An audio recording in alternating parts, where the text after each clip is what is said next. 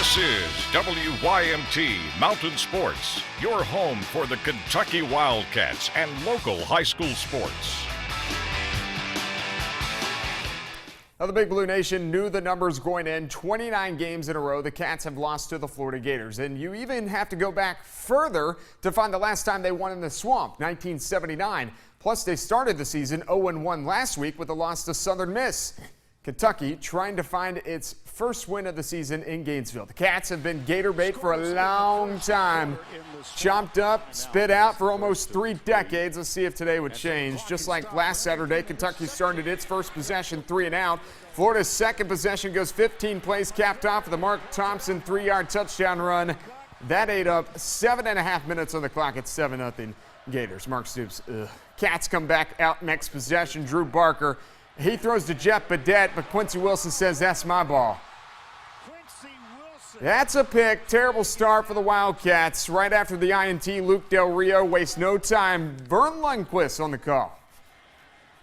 Goes deep left side, and the man is open. It's Callaway. He hits him in stride. Callaway. Touchdown, Florida. Antonio Callaway, 78 yards. Good news is the defense wasn't on the field that long, right, Kentucky fans?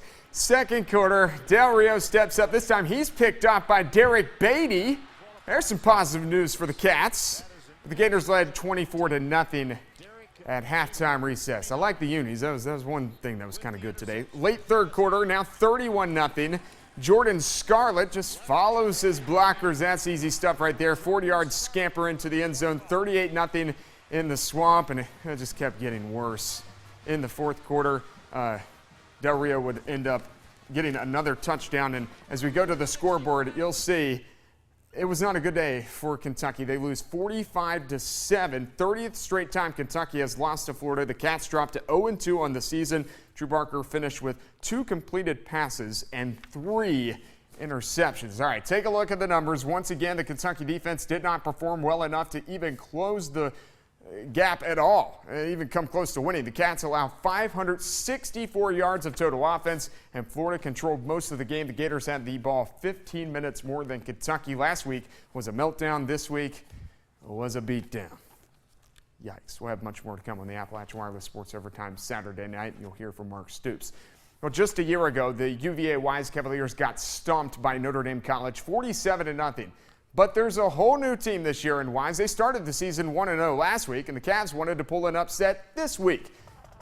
Looking to go 2-0, hosting Notre Dame College. Let's go to Wise, Virginia. Opening drive for Wise. Carlton Griffith with the handoff. He punches it in from 2 yards out. Finds a seam there. 7-0 Cavs. How about the Cavs? Yeah, get some of that. But the Falcons would answer right back with a 75-yard touchdown catch by Mitchell Shigos.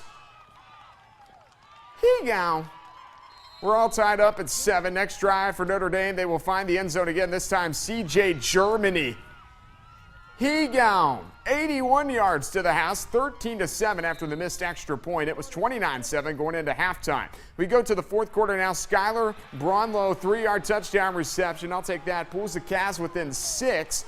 And they get a last chance for Wise here. Under a minute to go on 4th down, and they cannot complete the pass here, and the comeback comes up short. They lose 35-29. I didn't make enough plays in the second half, didn't make enough plays in the first half. I thought our kids gave tremendous effort, and I'm happy about that, and I'm happy that they continued. They took what we told them at halftime and came out and tried to do that.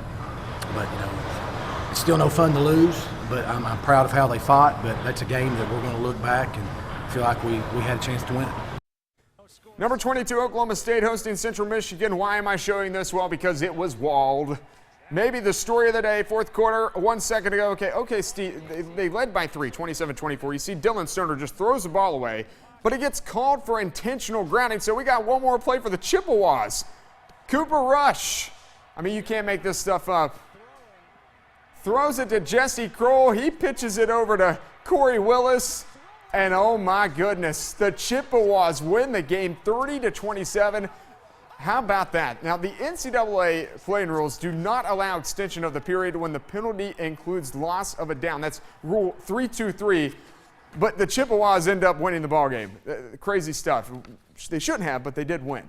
Tonight on the Appalachian Wireless Sports Overtime Saturday night, we'll have highlights from Morehead State and Cumberland's, along with more from the Swamp and the Cats. A very, very disappointing way to start the season now. 30 straight losses to the Florida Gators. That's sports, and we'll be back.